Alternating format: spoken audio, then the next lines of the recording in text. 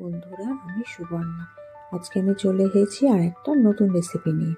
আমার হাজবেন্ড যেদিন অফিস যায় সেদিন আমার একটু তাড়াতাড়ি রান্নাটা সারতে হয়। তার জন্য আমি চেষ্টা করি যে রান্নাগুলো তাড়াতাড়ি হয় সেই রান্নাগুলো করা।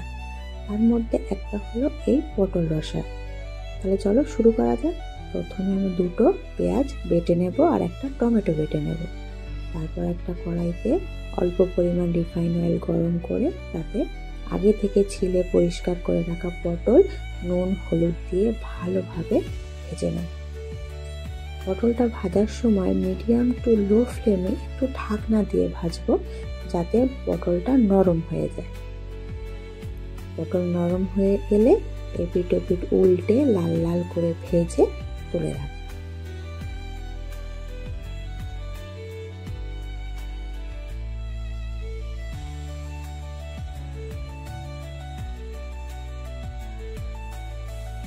তারপর ওই তেলের মধ্যে দিয়ে দেব জিরে, তেজপাতা ও শুকনো লঙ্কা ফোড়ন। তারপরে পেঁয়াজ বাটা দিয়ে ভালোভাবে মিশিয়ে নেব। তারপর দিয়ে দেব 1 চামচ আদা রসুন পেস্ট আর কাঁচা লঙ্কা। কাঁচা লঙ্কা, পেঁয়াজ ও আদা রসুন দিয়ে ভালোভাবে ভেজে নিয়ে তারপর দিয়ে দেব টমেটো বাটা।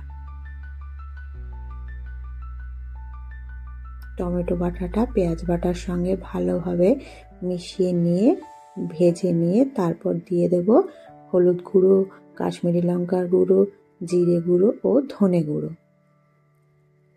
গুঁড়ো মশলা দেওয়ার পরে ভালোভাবে মশলাটা কষিয়ে নেব। মশলাটা কষে এলে তাতে দিয়ে দেব পরিমাণ মতো জল।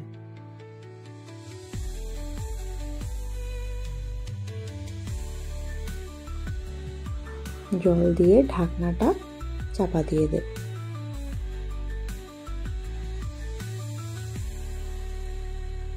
ঝোলটা ফুটে এলে ঢাকনা তুলে আগে থেকে ভেজে রাখা পটলগুলো দিয়ে দেব।